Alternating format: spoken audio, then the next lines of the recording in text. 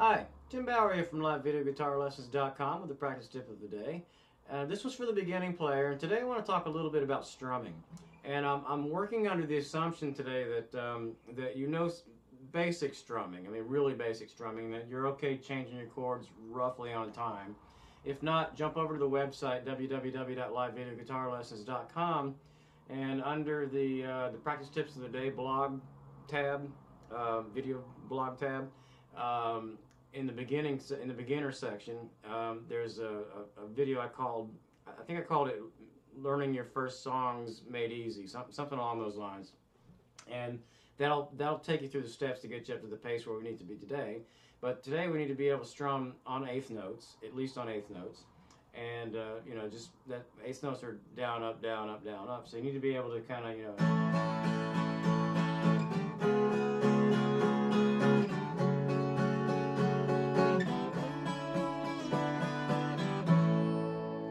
You don't need to be able to make those chord changes. I just want you to be able to keep a steady rhythm. And also, I'm assuming that you've done a little bit of the rhythmic strumming. If not, again, I have the down, down, up, down, up strum over on the website. I think I put it under common strum pattern or something like that, and that'll give you a little bit more rhythm. So anyway, so let's kind of jump into the more. I mean, how you strum most songs without, you know, working up some pre-written you know, strum pattern. Because I have students ask me all the time, you know, well, what's the strum for this song? Well, the answer is what you hear. The strum, the guitar player who is on the recording strummed it a certain way, but that's not necessarily the way you want to do it, because you're listening to a whole band play.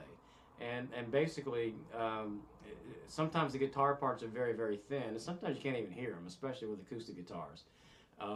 So what they strummed on, whoever strummed on the recording, doesn't matter as much as you're trying to present your interpretation of the entire song, and you have to interpret it all through one hand, all through. Meet your drummer right here. All right, so the way you do it, easiest way to do it, you just kind of you turn the music on, and I'm not going to turn any music on right now because I don't want to get any.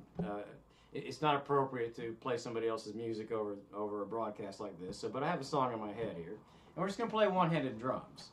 And the reason it's one-handed because we have to strum with one hand. So I'm playing along with the song in my head, and you'll be doing this along with the song that you're listening to or trying to learn. And we're just going to kind of tap out what we hear as far as drums, is if you're of driving age, you know, it's just like you would, you know, tap on your steering wheel while you're sitting in traffic, you know, except we have to use one hand. So I'm going to do, you know.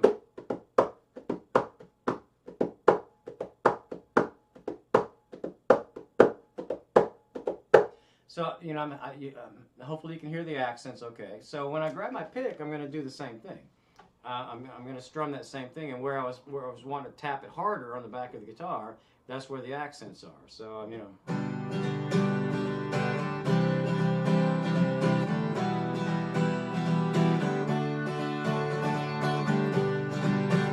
And anyway, so that kind of helps us get a feel for what should be strummed for the song. I mean, it's very personal and subjective. It's what you want to present the song the way you hear it.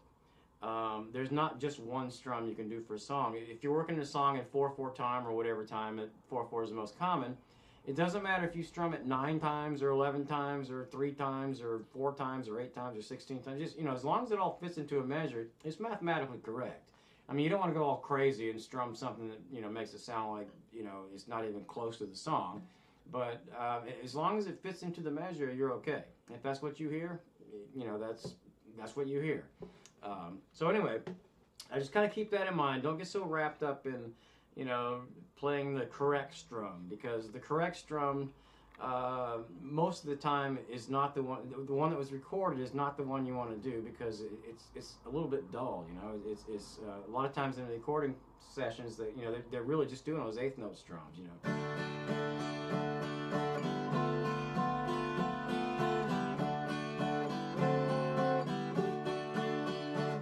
And then you know it's not very interesting. So anyway, hopefully that helps. Keep that in mind. Thanks for tuning in for this practice tip, and tune in again tomorrow for another one. And I will see you soon. Thanks. Bye.